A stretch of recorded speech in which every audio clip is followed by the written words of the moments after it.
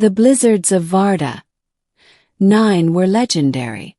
Whole outposts disappeared beneath shifting waves of snow, and creatures adapted to the merciless cold roamed freely in search of anything warm enough to eat. On such a world, loyalty was survival, and betrayal meant death. Zira staggered through the whiteout, every step an agony. Her body, designed for the thinner atmospheres and milder winters of her homeworld, could barely withstand the cruel breath of Varda 9. Her fur-lined armor was ripped and thin. Her exposed skin, the soft purple hue of her kind, was turning an ugly shade of gray. Her tribe, her own people, had left her. They claimed she was cursed. Weak. A liability. In a culture where strength was the highest virtue, failure was not forgiven. A single mistake during the hunt, a single slip in the ice crevasse, and the tribe had judged her unworthy. They had spoken the ancient words of exile, and without a backward glance, disappeared into the storm. She hadn't begged. Zira had held her head high, pretending her heart didn't fracture with every footstep they took away from her. Now she was dying. Slowly, icy fingers crawled up her legs, numbing the pain into a dull throb. Each breath was a struggle, her lungs burning. The ground tilted and swayed before her, and with a final, exhausted moan, she collapsed into the snow. She barely noticed the approach of the ship. It was only the sudden drop in the screaming wind and the faint mechanical whir that stirred her mind. A dark shape loomed through the storm, angular, awkward, definitely not native. The ship's hatch opened with a hiss, and a figure trudged out into the blizzard, a stark contrast to her kind. Heavy-clad, broad-shouldered, and human. Humans. The settlers from the nearby station. Her people had called them soft, mocked their compassion as weakness. Yet, as the human knelt beside her, his hands careful but firm, she realized she had never seen such stubborn determination. Hey, you're still breathing.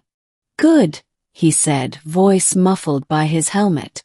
Zira wanted to speak, to snarl, to ask why he would bother, but her lips barely twitched. Hang in there, he muttered. You're not dying today. Not on my watch. The last thing she remembered before blacking out was the sensation of being lifted, cradled against a warmth she hadn't felt in days. She awoke inside the ship. The first thing she noticed was the warmth, stifling, heavy, glorious. She was tucked beneath thick thermal blankets, lying on a padded cot. Strange devices beeped quietly around her, monitoring her battered body. She blinked, sluggishly turning her head. The human was there, sitting beside her, polishing a battered metal mug. You're awake, he said, smiling. His face was rough but kind, his hair dark and messy under his cap. You're lucky I spotted you. Another hour out there, you'd have been a popsicle. She coughed weakly, her voice a rasp. Why? The man frowned. Why what? Why save me? He shrugged, setting the mug aside. Because you needed saving. That's it. But I am not your kind, she whispered. I am Varnak. Your settlers fear us. He leaned back in his chair, studying her. Maybe some do. Fear makes people stupid. But you're a person in trouble. That's all I needed to know. She stared at him, disbelieving. Compassion was rare among the Varnak. Survival of the strongest was drilled into them from childhood. This human's easy kindness was alien to her. What is your name? She asked. Cal Rains. Engineer, scavenger, part-time fool who goes out in blizzards to rescue strangers. A small, broken laugh escaped her lips before she could stop it. It hurt, but somehow it felt good. I am Zira, she said. Nice to meet you, Zira, Cal said, offering a hand. She hesitated before grasping it with her trembling fingers. His grip was firm, reassuring. She was used to hands that pushed, shoved, abandoned. His steadied. Recovery was slow. Cal kept her on strict rest, forcing her to drink strange human soups and endure endless warmth therapies. He talked often about life back on Earth, about growing up in the megacities, about escaping to the stars for freedom. Zira listened, fascinated. In her tribe, words were weapons. Among humans, they were bridges. Bit by bit, strength returned to her limbs.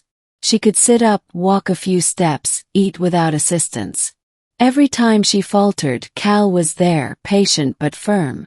"You're tougher than you think," he told her once, catching her when she stumbled.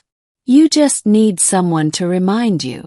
No one had ever said that to her before. Still, dark thoughts gnawed at her. Memories of her tribe, of their cold eyes as they pronounced her exile, haunted her dreams. What future could she possibly have? Alone, abandoned. Cal seemed to sense her turmoil. One night, as the ship rocked gently under a howling gale, he sat beside her cot and said, "You know, strength isn't about being perfect. It's about getting up when you're knocked down.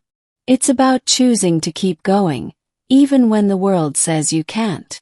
Zira closed her eyes, the words sinking deep. "What would you have me do?" she whispered. He smiled. "Stay alive. Ill. After that, we figure it out together." Weeks passed. When Zira was strong enough to walk unaided, Cal taught her how to operate the ship systems. She was a quick learner, nimble-fingered and sharp-eyed. The work gave her a sense of purpose she hadn't felt in months. One evening, as they repaired a cracked engine manifold together, Cal tossed her a small toolkit. She caught it easily, her reflexes returning. "You're a natural," he said with a grin. "I had to be among the Varnak," she replied, a shadow passing over her face. Cal hesitated. "You ever think about going back?" Zira stiffened. The idea of returning to the tribe that had cast her out burned in her gut. "No," she said finally. "They made their choice. I will make mine." Cal nodded, approving. "Good. You deserve better." The simplicity of his words struck her. Deserve. Among her people, no one deserved anything. You took or you were taken. With Cal, she was learning a new way. The storm season waned. Cal's ship was finally ready for long-distance flight. He had salvaged enough parts from the wreckage of a derelict station to patch the engines, and the weather patterns were calming. They prepared to leave Varda 9. Standing at the viewport, Zira watched the endless white expanse stretch away to the horizon. For a long moment she said nothing. "You ready?" Cal asked, coming up beside her. She nodded slowly. "I do not know what lies ahead.